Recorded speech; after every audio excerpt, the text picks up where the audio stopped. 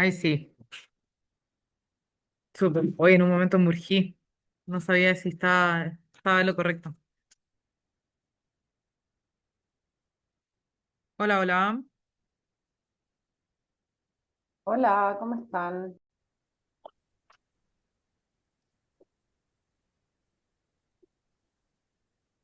Hola, Hola, buenas hola. tardes. Buenas. Buenas Hola, tardes. buenas. Hola, Hola, buenas tardes. Hola, buenas. Buenas tardes. bienvenidos, bienvenidas. Buenas tardes.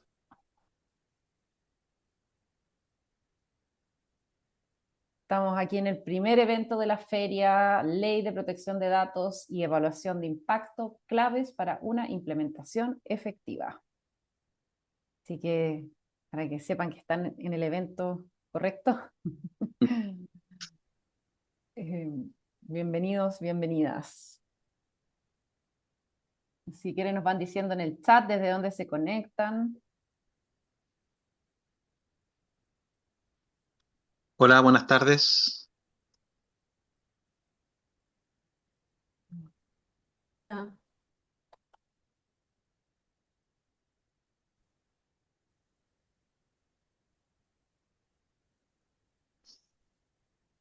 Buenas tardes, bienvenidos. Mira, del Gore del Ñuble.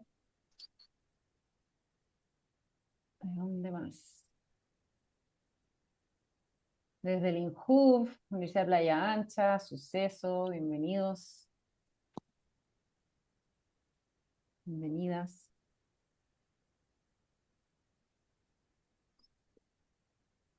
La Dirección de Educación Pública, FONASA, DT, Dirección de Trabajo, me imagino. SMC, SPA, empresa, muy bien. La Pesca, bienvenidos, bienvenidas. Yo soy María Paz Hermosilla, estamos dejando entrar a todos. Tenemos el evento más demandado de la feria. Parece que se nota que es una ley que entra en vigencia a finales de este año porque hubo mucho, mucho interés por este tema. Así que excelente. Así que bienvenidos, Universidad de Antofagasta.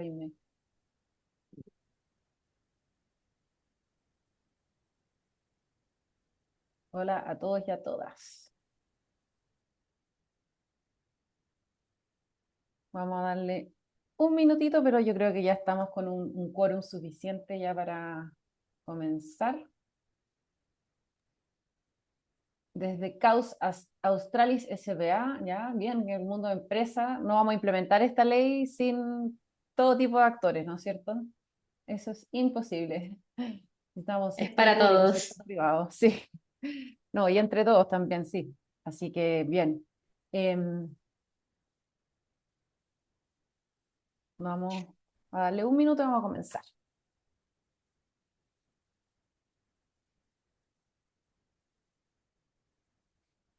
Estamos mostrando ahí los cursos que tenemos para este año en el GovLab, para que sepan, tenemos una oferta súper especializada de cursos, tal como curso, por ejemplo, sobre el tema de hoy, que es evaluación de impacto y protección de datos, cursos sobre redacción de contratos en el marco de la nueva ley, sobre el registro de actividad de tratamiento, cursos de temas específicos de gobierno de datos, de IA generativa, ese, bueno, de geoanálisis, por ejemplo, con R, cursos como más bien de nicho de temas de IA y ciencia de datos y gobierno de datos y protección de datos, así que para que sepan que estamos en esta oferta especializada. Yo creo que, Esperanza, le partamos.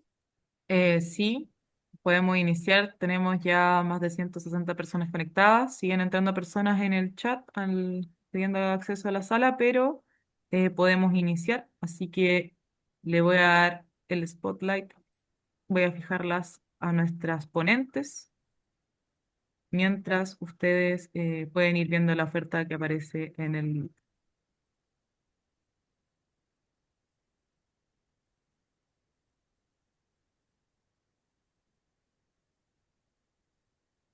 Tenemos hartos robotitos de IA transcribiendo la sesión. Importante decir que vamos a estar, esta sesión se está grabando, se está grabando, muy importante, y va a ser publicada en el canal de YouTube de la UAI. En particular, el GovLab tiene un playlist con todos nuestros eventos, así que también ahí van a poder verlo posteriormente. Pamela, te veo como, ahí te veo bien. Estabas como dándote vueltas. Ya, perfecto. Entonces vamos a comenzar.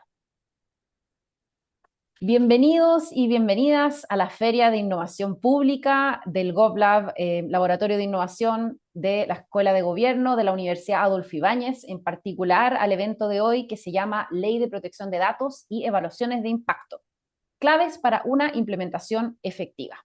Quería agradecer a todo el interés por este evento que realmente ha sido bien impresionante, a todos hoy día por tomarse el tiempo de estar acá. Agradecer a quienes prenden sus cámaras porque siempre cuando uno tiene un conversatorio es útil ver los rostros. Vamos a tener un espacio para preguntas al final.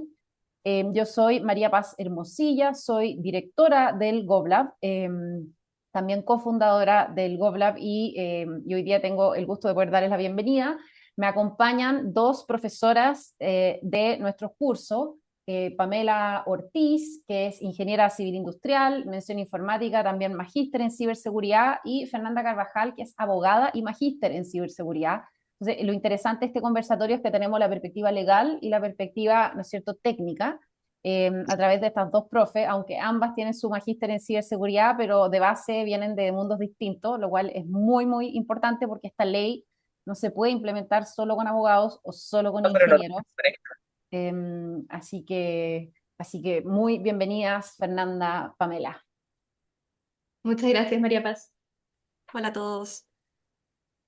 Ya, vamos a comenzar con algunas preguntas iniciales para meternos después de lleno a hablar de evaluaciones de impacto en detalle y después pasar a preguntas de la audiencia. Si tienen consultas, las pueden ir dejando por el chat, pero las vamos a recoger hacia el final, ¿ya?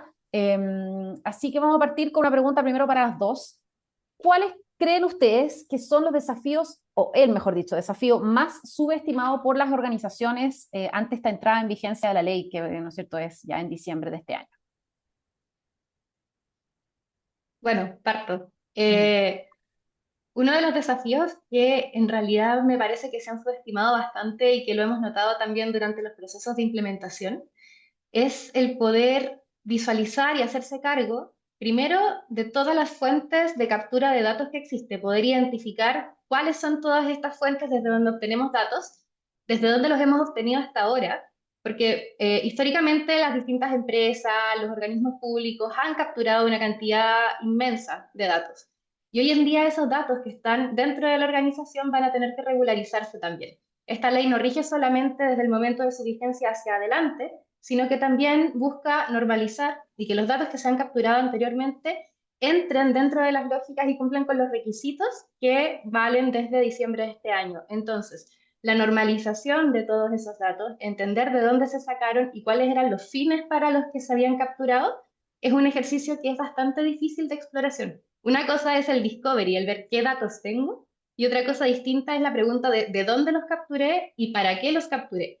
Porque cuando ya están dentro de la organización, lo que suele pasar es que uno dice, tengo toda esta información, entonces a ver ahora qué hago con ella. Y uno se pone a inventar en el camino. Pero la pregunta tiene que plantearse desde el comienzo, desde el momento de la captura. Así que ese es un desafío muy, muy grande que de repente cuesta visualizar.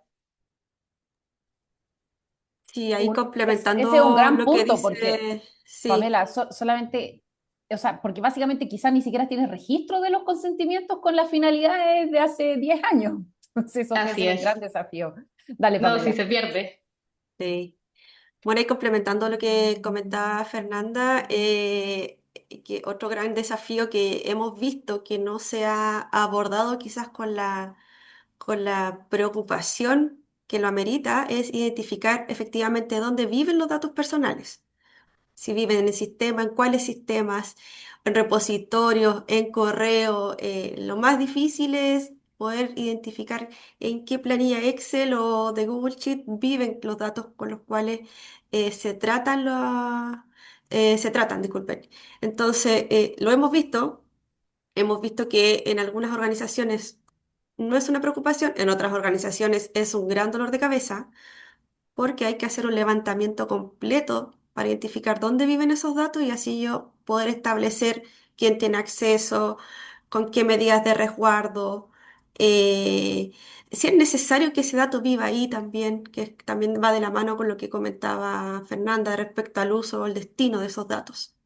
Eh, Eso básicamente como primera preocupación, porque en verdad son varias. No, y otro que es importante para no dejarlo de lado es pasar de este cumplimiento formal que existe hoy en día a un cumplimiento material. Porque cuando uno llega a una empresa, llega a un organismo y pregunta por las políticas, por los procedimientos, muchas veces están muy bien elaborados, pero cuando tú preguntas por la materialización de eso y cómo ocurre en la práctica, si es que el procedimiento se sigue o existe realmente, pasa que no. Entonces, pasar de lo formal a lo material también es un salto muy relevante en el cumplimiento de esta ley. Buen punto. ¿Cuántos manuales existen de procedimiento en todas nuestras organizaciones que no necesariamente estamos siguiendo, ¿no es cierto? Eh, Fernanda, para complementar, ¿qué rol deben tener los liderazgos institucionales para que esta protección de datos sea incorporado como algo estratégico y no solo como una carga administrativa? Mm. Lo primero a destacar es que esta es una ley que tiene un enfoque multidisciplinario y que apunta a las organizaciones completas. Esta no es una ley que uno pueda dejar entregada solamente a una persona o a un área. Muchas veces se pone la principal responsabilidad en un área porque alguien tiene que gestionarla, entonces queda en legal, en cumplimiento, en riesgo, ocasionalmente queda en ciberseguridad también. Pero no se trata de dejarla reducida a una de estas áreas, sino que ahora las áreas empiecen a conversar. Entonces, las áreas que tienen mayor liderazgo, los directorios, los administradores, digamos, de las empresas, lo que tienen que buscar es primero un involucramiento activo en el proceso, fomentar que esto se lleve a cabo, establecer espacios de diálogo dentro de las distintas áreas, porque con la lógica de hiperespecialización que hay hoy día, ocurre que muchas de estas áreas tienden a conversar solo consigo mismas y tienen su lenguaje propio y se encierran y no se comunican. Entonces acá pasa un fenómeno bien extraño, que es que las áreas de seguridad, por ejemplo, tienen que empezar a hablar con las áreas legales y tenemos que poder entendernos, que no siempre es fácil. Tenemos que lograr también llegar a las áreas de riesgo, porque hay muchos riesgos involucrados dentro de esta ley. Y tenemos que lograr llegar también a todas las áreas de la organización. ¿Y qué significa eso? Que tienen que conversar, que tiene que haber alguna persona dentro de cada área que esté a cargo de lo que tiene que ver con el tratamiento de los datos dentro de su equipo, ¿ya? Y que facilite esa conversación y coordinación con los que están llevando adelante este tipo de proyectos. Entonces, los roles directivos tienen que buscar fomentar esto, esta participación activa, estos espacios de diálogo, la gestión del cambio, la administración y provisión de recursos, porque muchas veces la implementación de esta ley sí es cara y sí requiere muchas horas de trabajo. Entonces, hay que tener esa comprensión y también entender que si hoy en día no estamos en cumplimiento, que es lo lógico, lo obvio, no involucre una sanción inmediatamente para la persona que hoy día no está cumpliendo, sino que ahí se trabaje el cambio, se gestione el cambio y se le diga, bueno, hoy en día estamos haciendo estas actividades que tienen cierto riesgo, ¿cómo las modificamos para poder hacerlas bien cuando esto ya sea exigible? En esa lógica de transparentar internamente, que donde pueden haber problemas, es que la empresa o la organización va a poder avanzar de mejor manera. Muchas gracias. Un gran desafío, pero me quedo con esto de que tenemos que tener encargados por área, ¿no es cierto? Y esas personas tienen que Sí. tener un mínimo conocimiento, tienen que capacitarse. Esto no podemos solamente concentrar todo el conocimiento en el área legal o en el área TI o en el área de riesgo, sino que el negocio, ¿no es cierto? Esto va a afectar a cada proceso, a cada programa público, a cada negocio, línea de negocio de la empresa, producto, servicio. Entonces, de verdad que se va a requerir como de embajadores, de contrapartes, no sé, como le quieran llamar en cada organización, pero no puede ser una sola persona que lidere una sola área. Pamela, ¿qué cambios concretos van a tener que hacer las organizaciones en términos más técnicos, arquitectura de datos, sistemas o procesos para poder alinearse con esta nueva ley? A ver, antes como de quizás contestar la pregunta en específico, hay que tener en cuenta que todas las organizaciones tienen que tener claro qué es lo que tienen hoy en día. como sistema, como mecanismos, como sitio web, entre otras cosas, hasta un papel, formularios, lo que sea, en donde se recolecten y procesen datos, y aparte donde estos quedan almacenados.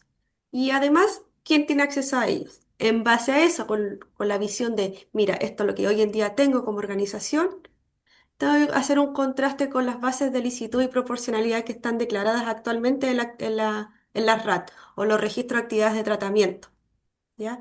Y en base a eso, en base a lo que defina la RAT como esto es lo que yo tengo que hacer con el dato, esto es lo que yo tengo que asegurar que tenga el dato, ahí recién yo voy a adecuar los sistemas, ¿ya? Ya sea restringiendo permisos, porque ya no todos podrán ver todos los datos. Incluso aquellas personas que tengan acceso a los datos, va a ser aún más restringido por qué tipo de datos yo voy a poder ver de un respectivo titular, ¿ya? Entonces ahí está una muy importante la gestión de acceso en general. Y partir de ahí con esa dinámica en adelante. O sea, yo estoy hablando con lo que hay que regularizar de aquí para atrás, pero de aquí en adelante tienen que nacer ya con esa directriz, ¿ya?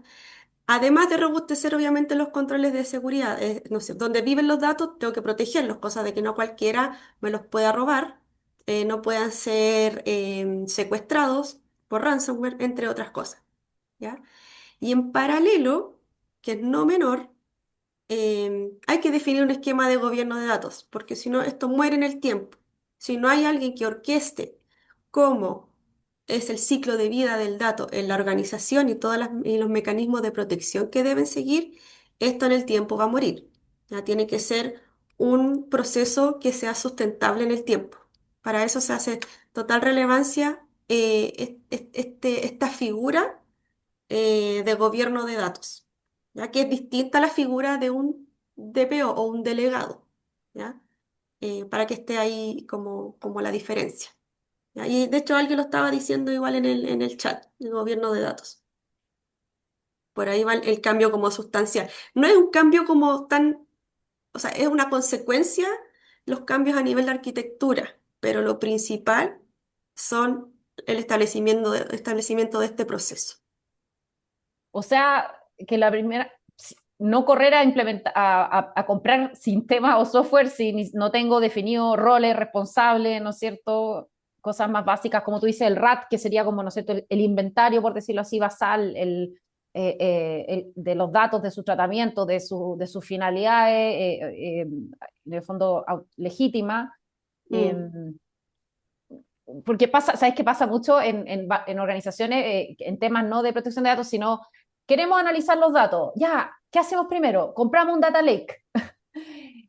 Implementemos un data lake. Y entonces uno le dice, ya, pero ¿para qué problemas vas a mm, resolver analizando los datos? Y no han, por ejemplo, mapeado los problemas, ¿no es cierto? claro, Entonces es como esta sí. lógica de poner la tecnología antes de otras cosas. Eh, Antes era la carreta delante de los bueyes. Claro, exactamente, exactamente. sí, sí, tampoco se trata tampoco de restringir como no compren sistemas nuevos, sino que detengámonos un poco, evaluemos el impacto de introducir una nueva tecnología, porque una nueva tecnología introduce nuevos riesgos, ya sea de fuga de datos, de adulteraciones, de uso malicioso, entre otros amenazas que hay.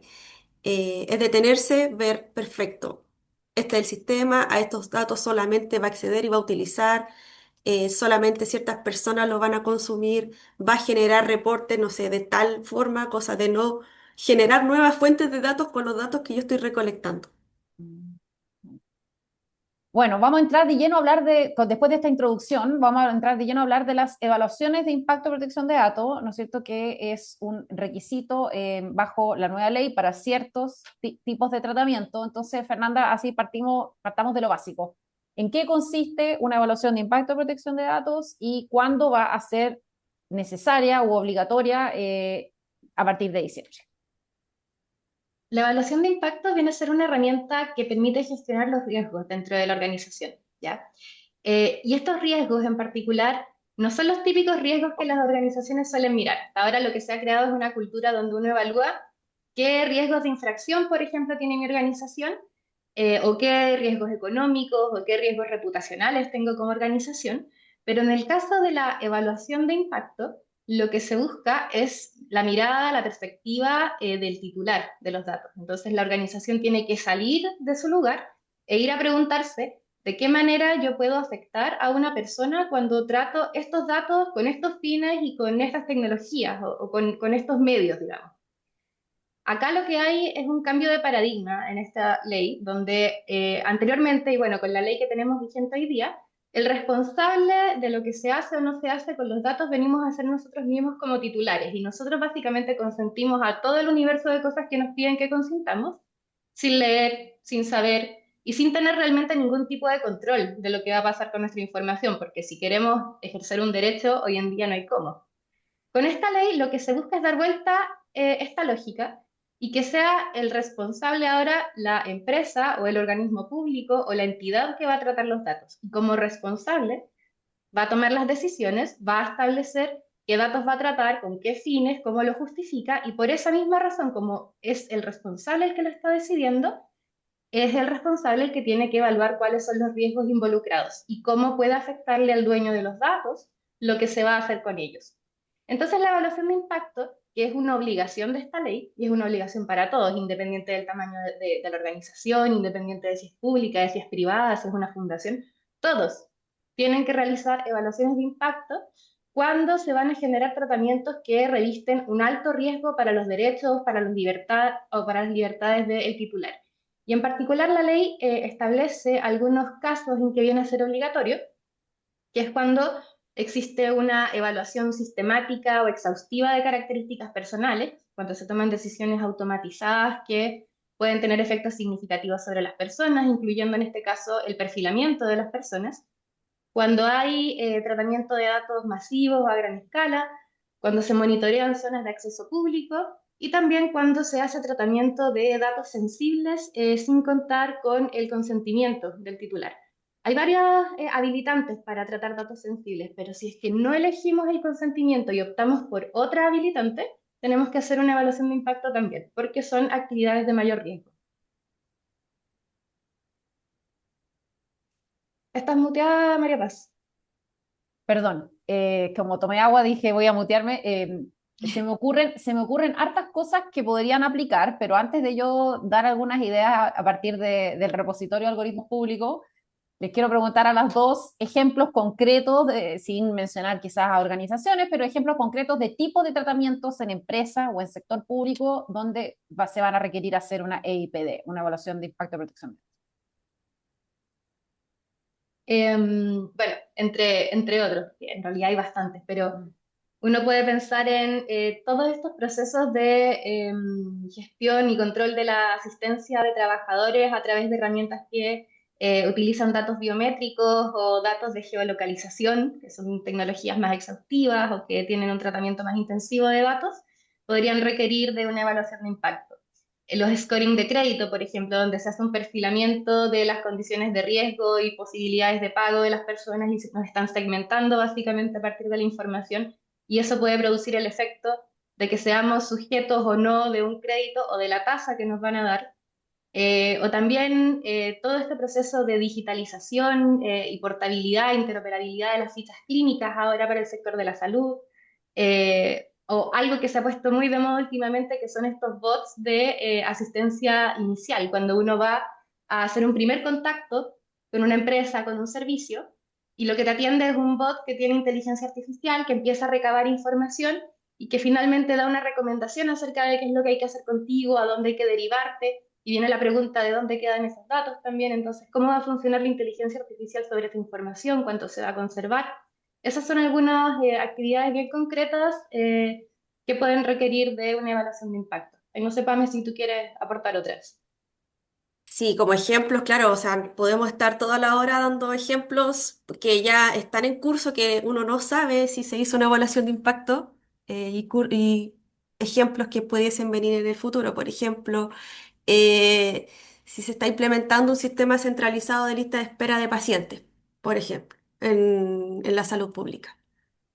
¿Se hizo alguna evaluación de impacto de eso? ¿Qué involucra? Porque básicamente voy a tener la lista de pacientes de todo el país de Arica a Magallanes. Ya. Entonces, básicamente uno de esos, uno uno de esos como ejemplos puedo dar.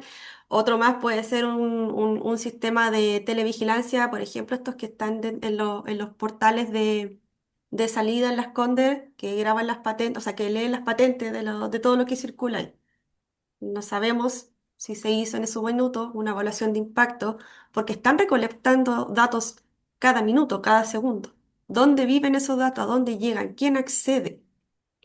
Sí, yo igual me quedo con esto del efecto significativo sobre las personas, ¿no es cierto? Mm, En el sector público, en Chile, por ejemplo, hay IA que descartan automatizadamente, dicen, a esta persona la va a ver un especialista y a esta persona no. O sea, ahí hay una decisión de quién llega al especialista, el examen, mejor dicho, qué examen llega un especialista, esa decisión es de alto impacto. Claro que Hay sí. decisiones, por ejemplo, de riesgo en mujeres víctimas de violencia doméstica que si les asignan un alto nivel de riesgo, acceden a un tipo de juicio o medidas de protección o celeridad en la investigación que si les dan un riesgo bajo es otro. Y ahí, claro, es una decisión que median humanos, pero que un sistema automatizado propone un nivel de riesgo, que luego el humano toma la decisión. Pero por ejemplo, ese tipo de casos son cosas críticas que claramente van a necesitar evaluaciones de impacto de protección de datos. Y también hay una cosa bien interesante para los académicos que estén acá. eh, se, eh, Se va a poder hacer investigación científica con datos sensibles, pero haciendo evaluaciones de impacto. Entonces también es una medida, ¿no es cierto?, de responsabilidad que habilita una base de legitimidad que es la investigación científica, ¿no? En interés público. No sé cómo bien es esa, hay como una base de legitimidad que Sí, tiene que ver con eso, ¿no? efectivamente, hay una habilitante específica que dice que para investigaciones, estudios, estadísticas, este tipo de materia que tengan fines de interés público, se van a poder tratar datos personales, incluso datos personales sensibles, sin contar con el consentimiento del titular. Pero claro, como esta era una de las hipótesis de excepción al consentimiento que les comentaba antes, sí o sí van a tener que hacer la evaluación de impacto. ¿Y cuál es la razón? Van a tener que analizar a qué riesgos se exponen los datos que van a utilizar, las medidas de seguridad que tienen que establecer sobre ellos, cómo va a funcionar la anonimización para que el día que hagan la publicación esa persona no se vea expuesta. Entonces, este tipo de aspectos de riesgo los van a tener que administrar, pero efectivamente pueden tomar datos incluso de salud, biométricos, o sea, toda índole de datos en la medida que busquen el adecuado resguardo de esa información y de sus titulares. Y ahí decir que hay una experiencia en el sector público, no sé si hay gente acá del Ministerio de Desarrollo Social, pero la Subsecretaría de Evaluación Social ya ha hecho evaluaciones de impacto protección de datos, varias. Por ejemplo, que ellos administran hace tiempo, ¿no es cierto?, el registro de información social. Entonces, si bien es acotado, yo eso sí, no he escuchado de otro organismo público que haga evaluaciones de impacto protección de datos. Si hay alguien acá que ya tiene experiencia, nos cuenta porque de verdad sería muy interesante saberlo, pero yo sí sé que en la Subsecretaría de Evaluación Social hace años que hacen evaluaciones de impacto de protección de datos. Nosotros hicimos una desde el GovLab también con el Ministerio de Salud para un repositorio de investigación en malnutrición infantil, que colaboramos con ellos, con JUNAEV, con FONASA. Ahí hicimos una evaluación de impacto de protección de datos, pero van a haber muchas instancias donde se van a tener que hacer y es bueno porque también eso permite mapear los riesgos, identificar las medidas de mitigación, ¿no es cierto? Y hacerse cargo finalmente, si la idea es que los datos se traten, pero con responsabilidad. Así es. Eh, Pamela, para entrar en detalle de lo que es esta evaluación de riesgo específica, que es para, ¿no es cierto?, la protección de datos, ¿cuáles son los roles y las áreas que deberían participar en una evaluación de impacto de protección de datos para que sea realmente efectiva? ya. Voy a hacer un disclaimer antes de contestar. O sea, aquí va a depender igual de la actividad de tratamiento que yo esté evaluando y que requiera una evaluación de impacto, los roles que voy a tener involucrados, pero sí o sí hay dos roles claves que tienen que estar presentes en esta evaluación y no pueden no estar. El primero es el responsable de la actividad de tratamiento, ¿ya? En algunas organizaciones el dueño de proceso, en otras organizaciones puede ser el gerente del área. Va a depender mucho de a quién determina la organización que sea dueño de esa actividad de tratamiento, ¿ya? Porque es quien conoce para qué y por qué está recolectando los datos y por qué los está tratando. Y por otro lado, el rol importante que es para guiar un poco, encauzar por dónde tiene que ir la evaluación de impacto, es el delegado de protección de datos o el DPO. ¿Ya?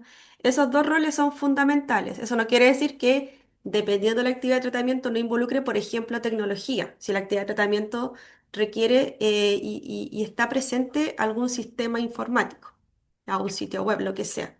Por otro lado, va a depender igual de la actividad de tratamiento si involucra al área legal o no. ¿Ya?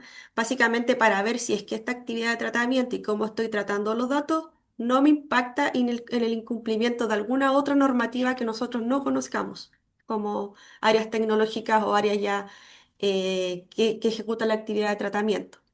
Por ejemplo, si la actividad de tratamiento y del análisis que yo voy a hacer involucra datos de colaboradores, yo tengo que sí o sí involucrar a recursos humanos en esta evaluación de impacto, para ver también si no estoy transgrediendo alguna ley laboral o ya del propio trabajador con esta actividad de tratamiento.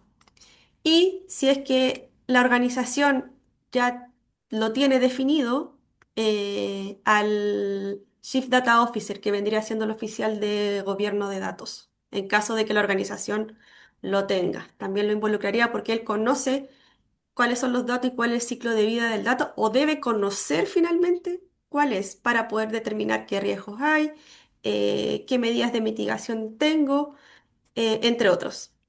Esos son como lo básico. Súper. Y siguiendo con esto de lo básico, pero ya no de roles, ¿qué otros elementos son absolutamente indispensables para una buena evaluación de protección de datos, sin importar la industria o el tamaño de la organización? O sea, como en general. Fernanda, no sé si quieres complementar con algo, dale tú, Pamela. Sí, claro. Bueno, entre los puntos indispensables, quizá algo que no había mencionado antes, cuando me refería a qué es la RAT y cuándo tiene que hacerse, la RAT, la evaluación de impacto, perdón. Las evaluaciones de impacto están pensadas y diseñadas en la ley para hacerse antes de que empiece a ocurrir una actividad de tratamiento, ¿ya? Tienen un rol preventivo y justamente de diseño de cómo hacer esa actividad de tratamiento y es parte de los elementos que se plantean para trabajar en la privacidad por diseño y por defecto. Entonces, si bien es cierto hoy día los que están en procesos de implementación de la ley probablemente lo estamos haciendo al revés, o sea, partimos haciendo los levantamientos de actividades de tratamiento y después hacemos las evaluaciones de impacto, pero eso tiene que ver con que hoy día estamos normalizando procesos que ya llevamos, que ya existen. El punto está en que el día de mañana, cuando queramos realizar nuevos tratamientos de datos, nuevos procesos, antes de hacer la RAT, vamos a tener que diseñarlo y analizar ¿en qué va a consistir esta nueva actividad de tratamiento? Y para eso hay que hacer una evaluación de impacto. Entonces, lo que tenemos que tener claro en ese momento es al menos esta proyección de qué datos queremos utilizar, de dónde los vamos a sacar, para qué los vamos a utilizar, cuál es el flujo de tratamiento que van a tener, cuál es la necesidad que tenemos de hacer este tratamiento de datos, cuáles son los fines, quiénes son los involucrados, cuáles son las tecnologías o los sistemas que se van a utilizar en el tratamiento porque todos estos son elementos que se tienen que analizar en perspectiva de riesgos y, como les decía antes, de riesgos respecto del titular, para sus libertades, para sus derechos. Tenemos que pensar cuál es la base de licitud con la que estamos tratando de justificar este tratamiento de datos y a partir de toda esa información hacer una determinación de cuáles son los riesgos efectivos a los que se expone el titular en este sentido. Y con esa determinación de los riesgos podemos hacer la evaluación. Sí, Súper. complementando también lo que dice Fernanda, o sea, los riesgos los voy a tener identificados, pero también necesito saber finalmente con qué voy a mitigar esos riesgos. Entonces, la evaluación de impacto también tiene que tener los controles específicos que van a mitigar cada uno de esos riesgos. Puede ser la relación un riesgo, un control, pero en muchas ocasiones nosotros vemos que un riesgo puede ser mitigado por más de un control, ya sean medidas manuales, cambios de procesos, incluso hasta tecnológicas. Y eso tiene que estar documentado ahí previo, obviamente, a la ejecución o la implementación de la actividad de tratamiento. Entonces, como en el deber ser. Es un cambio de lógica, ¿ah? Para todas las áreas de negocio, porque en el fondo antes era ya, démosle, vamos, y acá hay que pensar la causal, o sea, primero aplica o no aplica una IPD y se aplica irse por ese lado. Yo sé que hay organizaciones, hablaba la otra vez con alguien, una consultora grande, que hace rato que tenían checklist como para ver si aplicaba el GDPR, ponte tú, y dentro de ese checklist estaba, ¿no es cierto? Hay una bifurcación que lleva hasta la evaluación de impacto de protección de datos. Eh, pero claro, para otras organizaciones esto es algo completamente nuevo.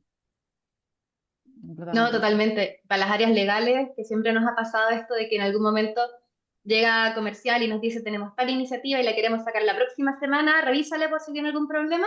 Ya, eso se tiene que acabar. Esto tiene que ser un análisis que se haga desde el comienzo, porque si no, ya están invertidos una serie de recursos, está todo comprometido y esto es una obligación en la ley. O sea, no realizar la evaluación de impacto cuando corresponde está catalogado como una infracción gravísima, es de la que se expone a las multas más altas y por lo tanto, tal como dices María Paz, es un cambio de lógica en cómo se diseñan las nuevas iniciativas. Finalmente, para cerrar esta sección, ¿qué beneficios tiene realizar una EIPD más allá de evitar una sanción, ¿no es cierto?, legal? eh, más allá de del garrote, ¿qué otros beneficios tiene? Bueno, hay un tema muy importante que tiene que ver con la lealtad y el cuidado de la comunidad de personas con la que nos relacionamos. O sea, más allá de no querer tener que pagar una multa o estar obligado a cumplir por la ley, es el rol, digamos, de la organización dentro de la sociedad también, que tiene que cuidar los derechos y las libertades de las personas con las que se relaciona. Hay un rol de prevención, entonces, de los tratamientos que puedan ser abusivos, que puedan ser lesivos y que, por cierto, a raíz de esto, puedan generar a la larga un riesgo reputacional que pueda dañar a la persona jurídica, a la fundación, al organismo público, que traspasó, digamos, límites razonables dentro del tratamiento y que pudo dañar o afectar a las personas. Hay también un beneficio muy importante que es de carácter estratégico, es de generar una estrategia coherente, sistemática, en la forma en que tratamos los datos dentro de la organización, porque de esa manera estamos alineados al interior, todas las áreas que están involucradas tienen que responder a ciertos criterios, a ciertos principios comunes, y esa estrategia es muy relevante más adelante cuando hay que cumplir también con obligaciones de transparencia, hay que responder un requerimiento de la agencia, hay que responder una solicitud de derechos de los titulares. Estamos mucho más claros acerca de cuáles son los principios y los criterios por los que tratamos los datos personales, entonces es mucho más fácil poder responder también. Y asimismo, bueno, nos permite anticiparnos y gestionar los riesgos desde el comienzo y no de una manera reactiva cuando ya se ha producido algún tipo de incidente. Súper, bueno, ahí está bien completo los beneficios. No sé, Pamela, si quieres Sí. agregar alguno. Sí, yo siempre doy como también la perspectiva como de la organización. Claro, Fernanda habla de nosotros como titulares, pero también las organizaciones tienen un beneficio en la implementación de cualquier evaluación de impacto. En este caso estamos hablando de protección de datos, pero en el fondo cualquier evaluación de impacto donde yo determino los riesgos, yo sé finalmente en qué terreno me estoy moviendo, a qué me estoy exponiendo y establezco las medidas para poder frenar o para poder mitigar que ese riesgo se materialice, ¿ya? Así yo destino de mejor forma los recursos que tengo donde realmente sea crítico. Y en este caso, obviamente, una vez identificados los riesgos, voy a destinar mis recursos en proteger los derechos y las libertades de los titulares y también, obviamente, estar resguardado en caso de alguna posible infracción eh, que pueda surgir producto de alguna mala práctica o error que pueda ocurrir. Yo ahí, o sea, el tema de la confianza yo lo veo clave. Desde el punto de vista del sector público, ¿no es cierto?, donde operamos sobre unas bases de confianza, pero ya bajísimas, en general me refiero.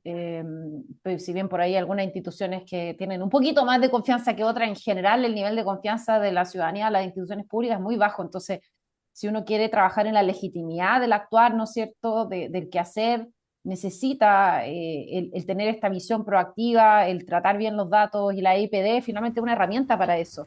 Y obviamente que en las empresas también, ¿no es cierto? Eso es clave. Hemos visto empresas que les han pasado cosas y han terminado con problemas reputacionales mayores. Entonces, realmente creo que hay hartos beneficios en ese sentido.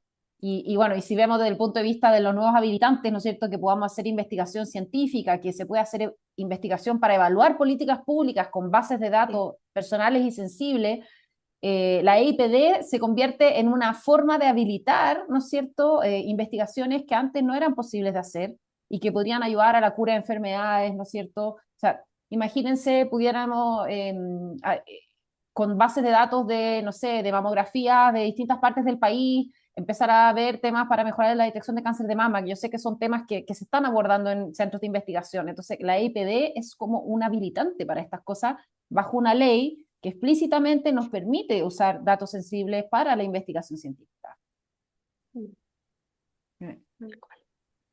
Bueno, importante contarle a todos que todo esto, la especificidad de cómo hacer una IPD es algo que vamos a abordar en el curso, un nuevo curso que tiene el GovLab, que es un curso práctico que van a hacer las profesoras Fernanda Carvajal y Pamela Ortiz. Entonces, si les interesa, este curso va a partir ahora en mayo.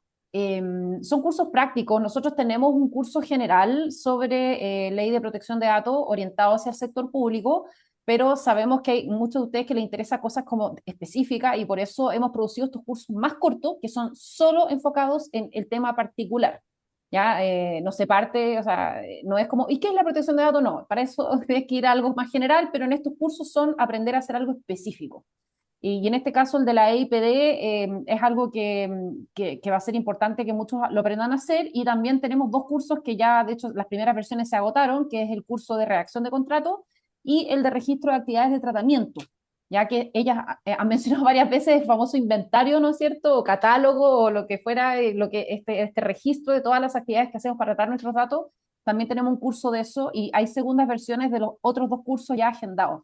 Así que si les interesa aprender en específico de estos temas, de todas maneras lo pueden aprender en el curso.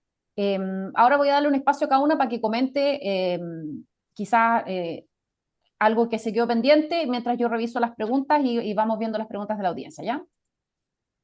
Y bueno, hay que complementar lo que decía María Paz del curso en específico. Claramente, ustedes o los que se inscriban van a contar con un instrumento para poder realizar una evaluación de impacto como base, que no es etéreo, sino que es algo ya concreto. Estos son los pasos a seguir. Aquí tú debes completar tal cosa. Acá selecciona la opción de acuerdo a, no sé, qué tipo de dato personal estás tratando, una lista de riesgos estándar relacionado con los derechos de los titulares, entre otras cosas. ¿Ya? Va a ser un curso bien práctico, aterrizado a la realidad del dolor de cabeza que sufren todos quienes están encargados de hacer este proceso. Tratamos de que sea lo más práctico posible y que se vayan con algo tangible, algo que puedan replicar donde ustedes estén trabajando. Claro, el objetivo es poder ahí primero introducir conceptos que son relevantes, casuísticas, que puedan ver y aplicar criterio también de cuáles son los casos en que es necesario realizar estas evaluaciones de impacto y cómo proceder a ellas. Sí, es verdad, queremos proveerles también un instrumento base al menos para que puedan realizar las primeras evaluaciones de impacto y contarles también que estos instrumentos no son fijos, ustedes los pueden modificar, básicamente ir agregando riesgos según cuál sea la realidad de su propia organización. Entonces, la idea es que salgan de ahí habiendo aplicado una evaluación de impacto, habiendo analizado distintos riesgos para los titulares y que hayamos podido conversar también de cómo pudieron evaluar los distintos casos que vamos a proponer dentro del curso. Súper. Tenemos algunas preguntas. Esta es Hay una estas pregunta, preguntas. sí, pregunta específica. ¿Las autonomías constitucionales también están obligadas a las evaluaciones de impacto? Sí. Sí, no, esto es bien transversal. Sí, lo que hay que, digamos, hacer una prevención es que en el caso de los organismos públicos, toda la administración pública tiene el derecho y la habilitante para tratar datos personales en la medida que sean necesarios para el cumplimiento de los fines que la ley les ha establecido, ¿ya? Entonces, hay una habilitante general que permite a los organismos públicos, a las autonomías constitucionales, por cierto, el hacer, el tratar los datos que necesitan, pero el tema de la evaluación de impacto es bastante transversal y como hay un habilitante que no es el consentimiento, por ejemplo, si van a tratar datos sensibles, de todas maneras tienen que evaluar los riesgos que corresponden. Ahí preguntaba alguien si el curso de evaluación de impacto y protección de datos es para organizaciones privadas y públicas. Sí. Los cursos Ambos. técnicos específicos que hicimos de contrato, de registro de actividad de tratamiento, o RAT, y de la EIPD son para ambos sectores, porque son temas de nicho, entonces no da como para hacerlo solo para un sector. Sí tenemos un curso general que está orientado al sector público y efectivamente en ese curso hay 3 clases de temas específicos del sector público, pero cuando uno entra como en el detalle de la ley, que son las cosas así como ya de implementación, los orientamos hacia los dos. Así que no se preocupen que en ese sentido son para todos los sectores, bueno, y el de sin fines de lucro también, por supuesto. A ver, preguntan, esto es interesante, la IA, ¿y qué impacto o riesgo tiene la IA en particular en el marco del tratamiento de datos y específicamente relacionados con las EIPD? Eh, Son varios. Podríamos estar aquí toda la tarde probablemente levantando riesgo porque va a depender para qué estoy utilizando la IA para cierta actividad de tratamiento. ¿Ya? Pueden haber sesgos. Uno de los riesgos que yo veo ahí, problemas de usar IA, es que si no está bien configurado el algoritmo con el cual trabaja la IA, eh, puede haber algún sesgo ahí en la decisión que se esté tomando como base. Y lo otro está relacionado a si dónde vive la IA, dónde me almacena la IA, cómo recolecta los datos la IA, porque a lo mejor me los recolecta y no los está recolectando de forma íntegra. Entonces, como les digo, podemos estar toda la tarde hablando de riesgos porque hay que depender del flujo que siga el dato que esté involucrado en la IA, pero a simple vista, los sesgos algorítmicos que están involucrados detrás de la IA es un riesgo per se.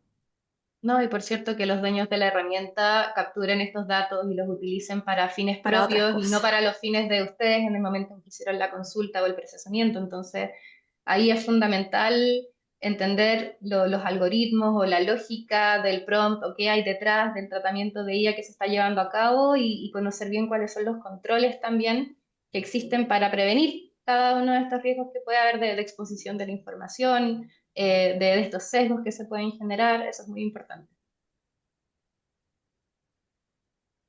Hay algunas preguntas, a ver, estoy tratando de contestar las preguntas primero de la EIPD porque hay preguntas más generales. Entonces dice, en el caso de la evaluación de implementación de nuevos procedimientos, el flujo preventivo Mm. sería realizar una evaluación de impacto, registro de actividad de tratamiento y mitigación de riesgos identificados. Yo haría un breve ajuste en ese flujo. La evaluación de impacto es lo primero que hay que hacer, pero dado de que una de las buenas prácticas es la implementación del diseño o sea, sí, diseño por defecto, Gracias de por forma diseño por defecto. por defecto es implementar primero yo mitigando ya los riesgos que estoy detectando antes de llegar a implementar la actividad de tratamiento. Llegar ya con eso listo. Eso es el deber. Hemos visto que obviamente se corrige después de haber implementado la actividad de tratamiento, pero lo ideal es evaluación de impacto, mitigar los riesgos que yo determine en base a esa evaluación de impacto y después ya le doy vida a la actividad de tratamiento. Perfecto. Hay algunas preguntas respecto a cómo conversa este tema de la protección de datos con la ley de transparencia. Yo sé que, bueno, no es la expertise particular de ninguna de las dos. Ese es un tema que vemos en el curso de ley de protección de datos del sector público. De hecho, hay una clase entera que la enseña el DPO del Consejo para la Transparencia, en donde habla del conflicto de la, ¿no es cierto?, o sea, como la intersección entre protección de datos y acceso a la información. Pero no sé, Fernanda, si quisieras comentar al respecto de, de cómo, una pregunta concreta fue, ¿los datos publicados por ley de transparencia siguen vigentes? ¿Contrataciones, remuneraciones? Eso preguntó alguien. Sí, en principio todo lo que está regulado hoy día como transparencia activa no se toca, ¿ya? Lo que pasa con eso es que se convierte en una fuente de acceso público, es decir, cualquiera de nosotros puede consultar sin riesgo a ningún tipo de penalización ese tipo de fuentes y justamente conocer acerca de las remuneraciones o de, no sé, los distintos presupuestos que existen para actividades. cómo los organismos públicos tratan información en términos generales, pero dentro de la ley de transparencia hay ciertas limitaciones a la información que se tiene que entregar por transparencia, digamos, pasiva. Cuando uno hace una solicitud por transparencia, una de las razones para no acceder a esa solicitud es justamente que pueda haber datos personales que pudieran de alguna manera exponer a una persona dentro de lo que se está requiriendo. Y en esos casos, el organismo público está obligado a informarle a esa persona que se ha hecho este tipo de requerimiento de información y en principio podría oponerse a tener que responder con el nombre o con los datos identificativos en concreto. Ahora, esto es algo que se tiene que ir ponderando caso a caso. Quizás hay algunas hipótesis en las que el dato de la persona en sí es relevante y eso se podrá conocer posteriormente en una apelación respecto de la solicitud o en un paso posterior.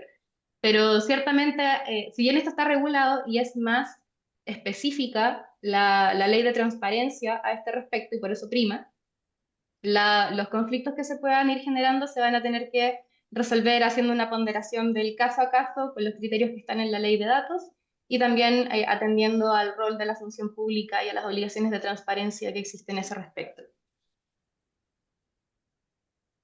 No sé si podríamos repasar las causales de la EIPD que están en la ley, porque estaban preguntando ahí, Sí, Fernanda. sí. Yo sé que lo mencionamos al principio, pero creo que es importante No, volver y a de todas mencionarlo. maneras, para quedarse con claridad de dónde está esto, está en el artículo 15 ter de la ley 21.719. O sea, en cualquier caso van a poder siempre ir a consultar ese artículo y está el catálogo.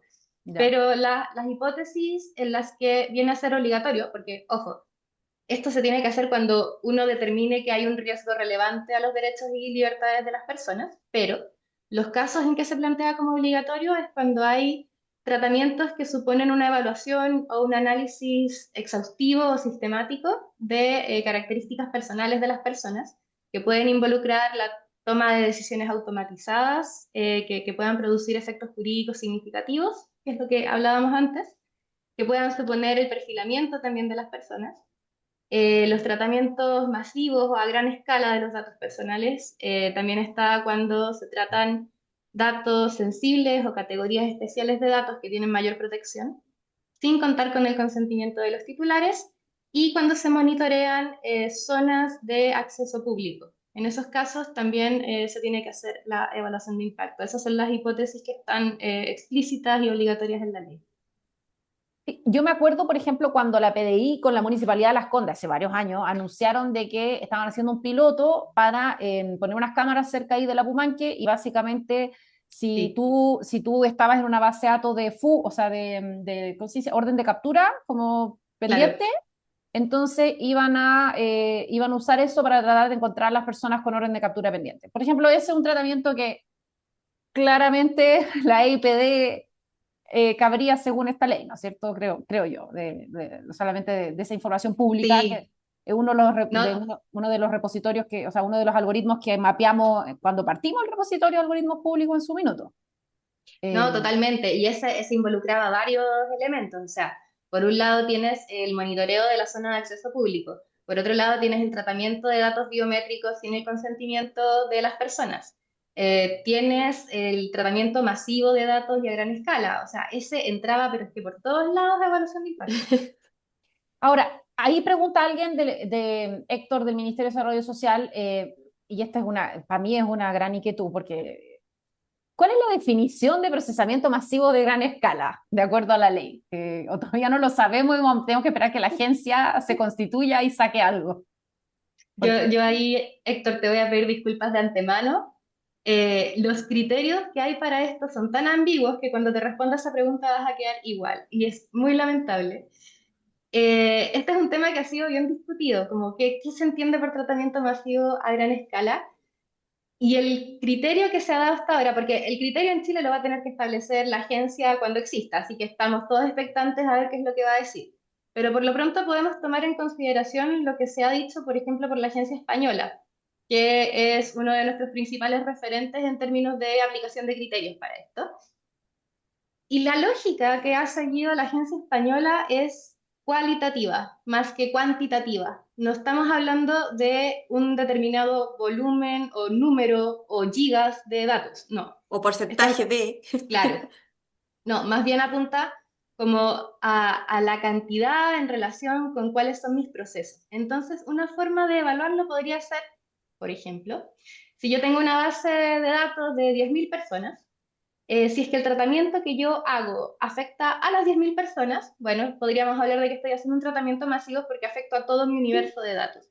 Si es que afecto al 50%, bueno, quizás es más discutible. Si es que afecta un 10% de ese total, tal vez podríamos decir que no es masivo porque en realidad si es que pasa algo con este tratamiento, el universo de personas al que estoy afectando es menor. El problema con esto, obviamente, es que queda muy sujeto al número de personas involucradas dentro de una organización. Es decir, si tengo una empresa o un organismo pequeño que tiene a 40 empleados y para el pago de remuneraciones tengo que tratar los datos de 40 empleados, ¿podría considerar eso masivo? Versus, si tengo un banco que tiene a cientos de miles y quizás millones de clientes y hago un tratamiento que en realidad afecta solamente al 10% de ellos, pero de todas maneras estamos hablando de cientos de miles de personas y eso queda expuesto. ¿Cómo vamos a decir que no es un tratamiento a gran escala? Entonces, la verdad es que esto se ha resuelto como con bastante criterio, no es un número, no hay una respuesta objetiva que dar. Se tiene que analizar nuevamente mirando el caso a caso, mirando los impactos, mirando la entidad de ese tratamiento dentro de la organización y haciendo la argumentación que corresponde para poder explicar tú por qué consideras que este va a ser de gran escala o no va a ser de gran escala. La respuesta ha sido muy ambigua. Voy a cerrar con una pregunta que creo que te viene de harto interés porque abarca todas las organizaciones. Dice, si bien hay mucha preocupación en el tratamiento de datos de clientes o consumidores, o, digamos, usuarios del sector público, esta normativa es transversal. ¿Cuáles son los puntos más críticos que debe evaluar recursos humanos, dado que tiene tratamiento de datos personales y económicos desde la selección y durante todo el ciclo de vida de los trabajadores? ¿Ya? O sea, ¿cuáles son los tratamientos críticos en el mundo como de gestión de personas? ¿Parto yo? Dale. Vale. Lo que hemos visto, de hecho hicimos un trabajo en conjunto ahí con Fernanda, hicimos un piloto en un banco, eh, que algo que nosotros no teníamos visibilidad cuando empezamos a hacer el levantamiento es que hay datos de los hijos de los empleados o de los colaboradores que maneja recursos humanos. Por ejemplo, cuando armamos la lista de quiénes van a recibir regalo de Navidad, qué hijos están inscritos para recibir regalos de Navidad. Ahí uno manda los datos, obviamente, de todos sus hijos o los que estén optando para ese regalo. O para las cargas, también por el lado de recursos humanos, las que están bajo un seguro complementario que ofrece la organización. También hay datos de menores de edad involucrados, que claro, nosotros pensábamos que llegábamos hasta los colaboradores, pero no, es más allá. Estamos hablando de los hijos de los colaboradores.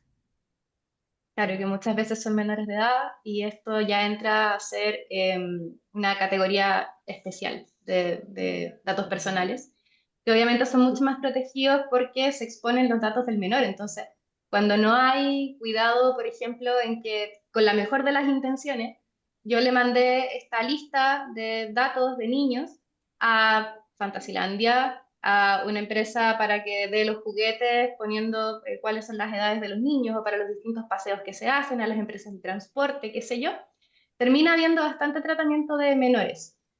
Y otro elemento dentro de lo que es recursos humanos es que muchas veces esta es una actividad que tiende a externalizarse, porque hoy en día tenemos grandes y muy buenas plataformas de gestión de la información y de los procesos de recursos humanos, llámese Talana u otras por el estilo, que lo que hacen es justamente internalizar todos los procesos de tratamiento de los trabajadores, incluyendo la generación de las liquidaciones, los beneficios, las vacaciones, o sea, todo lo que ocurre en el día a día dentro del ámbito laboral.